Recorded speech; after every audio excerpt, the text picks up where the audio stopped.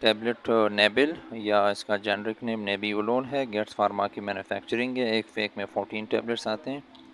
ये 5 mg में भी अवेलेबल होते हैं और 2.5 mg में भी होते हैं। थेराप्यूटिक इंडिकेशन ये है कि किस बीमारी के इलाज में इस्तेमाल होते हैं। ये एसेंशियल हाइपरटेंशन के लिए इस्तेमाल होते हैं, यानी ब्लड प्रेशर को कम करने के लिए। इसके अलावा ये क्रोनिक हार्ट फेलियर में इस्तेमाल होते हैं, अगर हार्ट फेलियर हो। एडल्ट डोज इसकी ये है कि ये 5 mg इनिशियल डोज़ है एडल्ट के लिए, जिनकी उम्र 18 से ज़्यादा हो। मैक्सिमम वो 10 mg तक ले सकते हैं। और इसके अलावा अगर आपकी उम्र 65 साल हो, 65 साल से ज़्यादा हो, तो 2.5 mg आप इनिशियल डोज लेंगे।